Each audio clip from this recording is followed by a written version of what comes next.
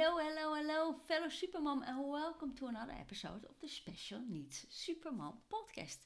Today's topic, picky eaters. Because our special needs kids, especially the autistic ones, can be quite a challenge when it comes to food. So in this episode, I will give you some tips that might help you tackle the problem and make dinner time fun again. Because, oh boy, was our dinner time the most stressful time of the day. Seriously, to the point that my husband would say, I'd rather come home after dinner because it's the battle and the stress is just no fun, to say the least. And how did it start? When Wonderboy was still a little Wonderboy, we didn't know, yet autism or anything.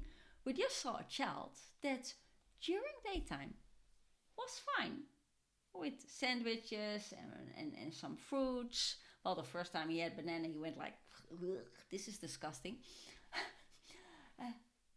But it was all well until dinner time. And he refused to open his mouth. And when he was able to talk a little, and it took some time, and at that moment, there was this program called The Nanny or Super Nanny or something. I even bought her book.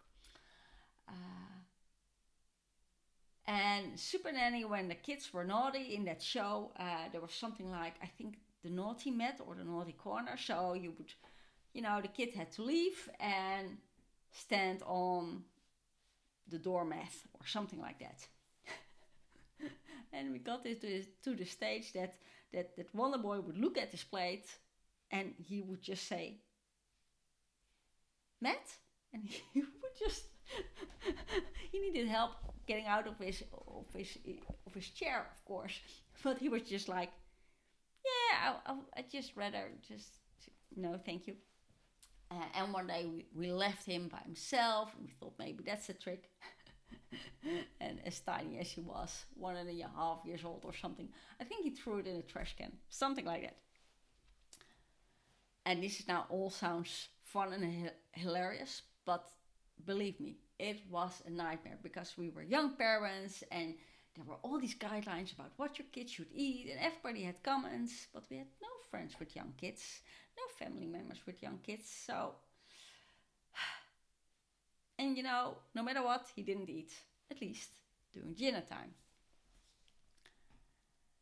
And when at a certain moment what changed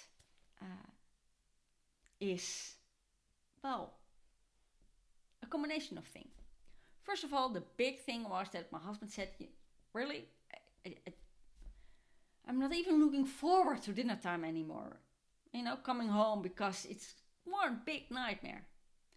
We were stressful because we were like, he has to eat. And Wonderboy went like, closing his mouth, no matter what we tried. It was just, I hardly ate because I was trying to force food down the throat of Wonderboy because he had to be strong and healthy. And my husband said that and I went like, okay, this is going to stop right now. So that was the first thing. I stopped focusing on Wonderboy. I would set the table, gave my son his plate, and instead of trying to feed stuff, I would just engage with my husband, not focus on Wonderboy anymore. And it was a change for him because bad attention, still attention. But there were also other things that we noticed. Because during the day, eating sandwiches or fruit, well, certain types of fruit, was no problem. And then we discovered a pattern.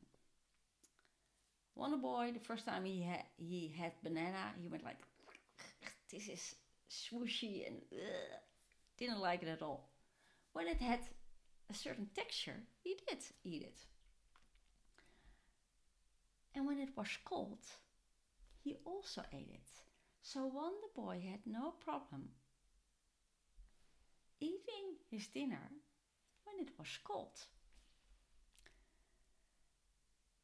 And we also at a certain moment noticed that, I would always mash his stuff for him to make it soft, because they say that's good for young kids and it's easier to digest. And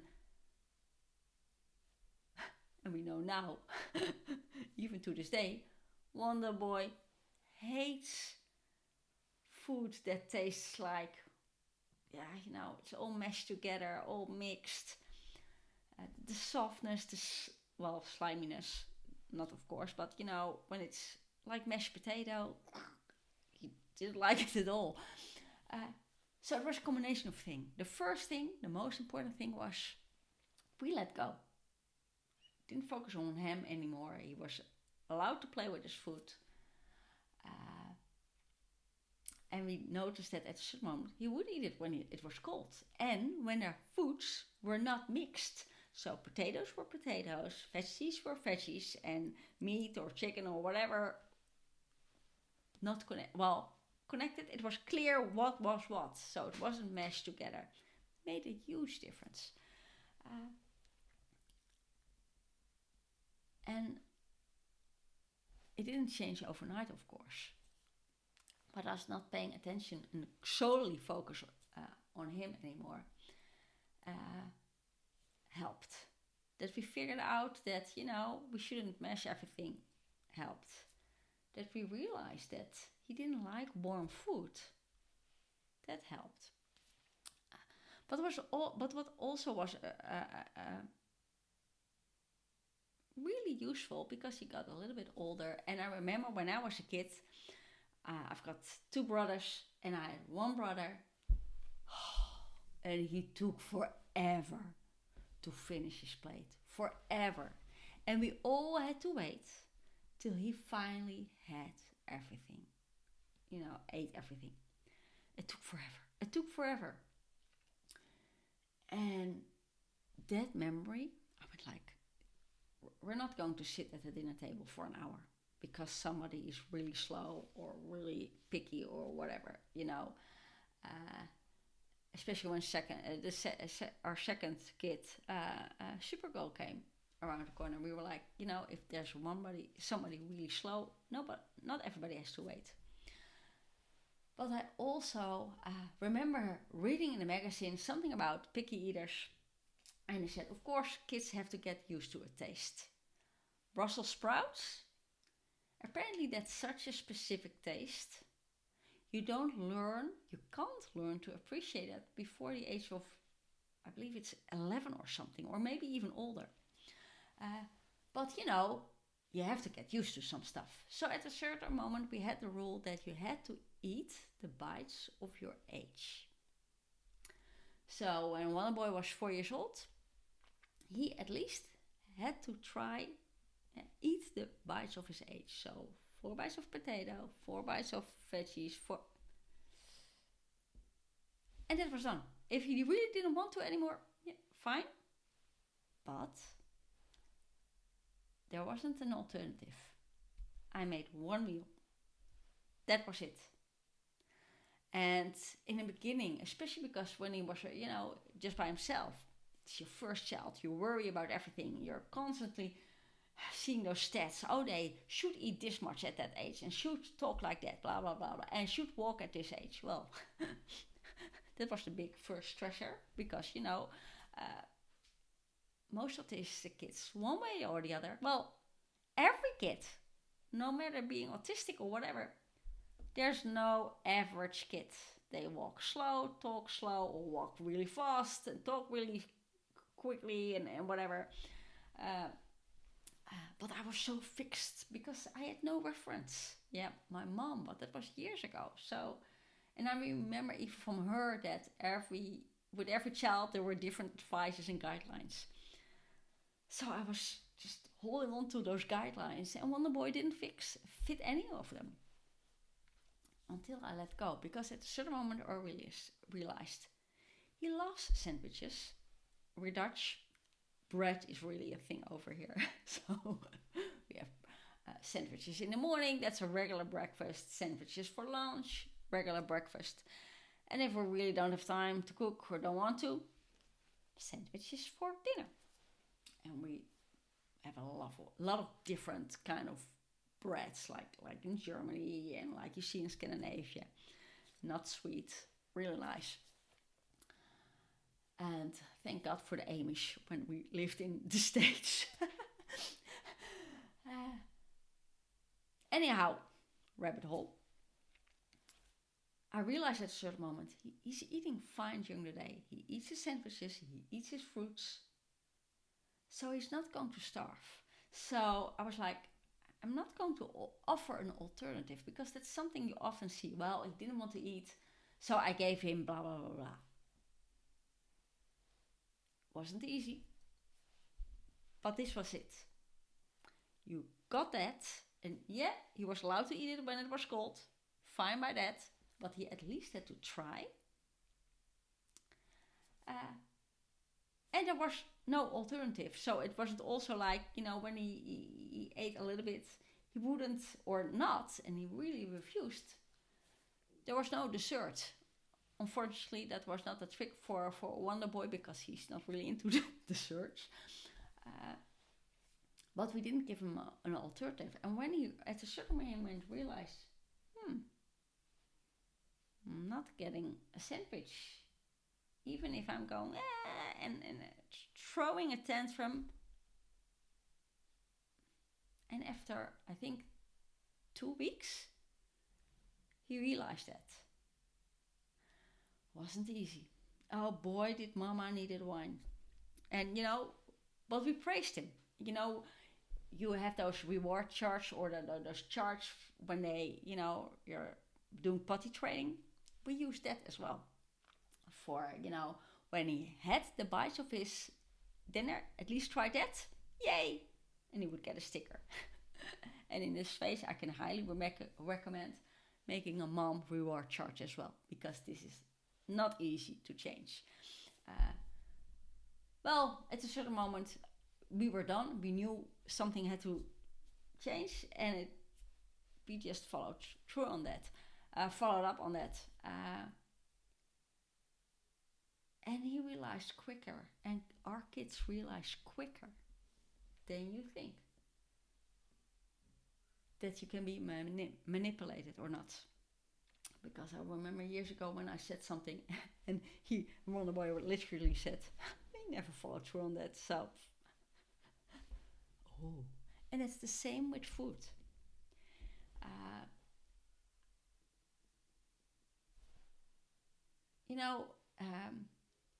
If you have, I remember one episode of Special Needs Supermom, and it was this kid really throwing a fit, refused to eat anything normal, and with normal I mean sandwiches, yogurt kind of stuff, salads, just dinner. Kids in a kid kind of way. Only bag of chips, and with chips I mean, what they call crisps in England. So depending on where you listen, chips, crisps. So no fries or something. I mean the that you get in those bags, the crispy bags. And it's the word crisp. I only buy that once a week. It's something for the weekend. And the same with candy. I buy some candy, buy it once a week, and if it's gone, it's gone. But there was this mom, really, oh God bless her, really struggling. But that kid would only eat bags of chips and something else, and refused to. And with the nanny, you had that secret camera, and they followed it. But you could see if the kid refused to eat, his mom would give him something an hour after dinner time or something. So it was worth the fight because he would get the food.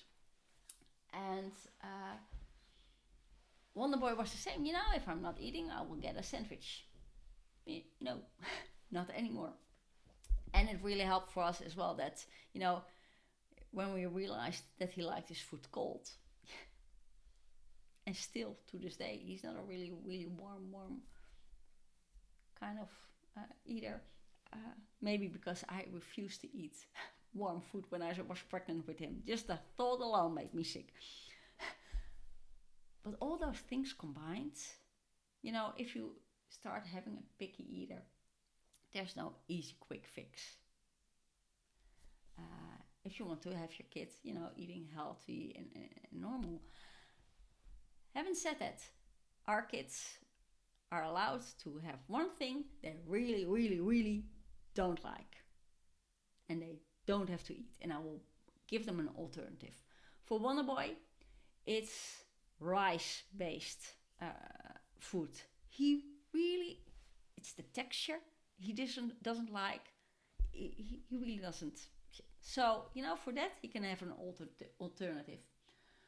My husband, they get the picky eating from someone, right? It was red beets, I believe, and onion. Onion is a no-go. Oh, and red beets. And cauliflower, really. Gosh, wonder how they got the picky eating. So I will have an alternative for that. And Supergirl, not that difficult, I think. Not as specific. Yeah, she doesn't like casseroles and lasagna. Things like, oven dishes, really. So they can have something that everybody has something they really don't like to eat. And that's okay. But, our kids have to, when you're young, you have to learn to drink or eat something. You have to get used to a taste. If you had, breast milk for the first 6 months, or just, formula for the first so many months, everything new, often, except when it's often, really sweet, takes some time to get used to. Breast milk is really sweet. The same goes for most formula. That's not a neutral flavor at all. All those baby, meals all mushed together in little pots, little cans, that often has there's a lot of sugar in them as well. So they get used to everything tasting sweet. And even if you try out food yourself, if you go from breastfeeding or formula to slowly introducing stuff, and most of the time we introduce things like fruit, also sweet. But then if you have the more starchy kind of flavors, it's difficult. So he's now way better. He will always try. He still prefers, more cold foods. He still loves cold pasta and everything. So my tips for you, observe your kid. First of all, let go of the battle, because negative attention is attention as well. So just let them play with the food. Often structure is really interesting, especially around, if your kid is autistic. They like to examine their food, really. If you experience, there are real big struggles, keep a journal. First, let's say 2 weeks. See how they are in the morning with each meal, how they are with snacks. And if you keep a journal, you can often find a pattern, like we did with Wonderboy. And if you really want to stop the picky eating, food allergies and everything left aside, kids won't starve themselves. If they refuse to eat anything except crisps, for instance, seriously, it's not easy, but you have to get through that, because they know very well how to manipulate you, and they know if they just push and push and push, they will get their way. And like I said, it's not easy, but don't offer an alternative. If they at least tried the amount of bites of their age, that's the very least they should do. and then they can have dessert. But no, there's no sandwich instead, or no pasta instead. Make one meal. If your kid is really sensitive to texture and everything, I would advise you to separate the stuff and don't mix it together. Or maybe the other way around. That's the good thing if you keep a journal and you try out different dishes and see how they respond to mixed food or not mixed food, if there's a rich texture or not.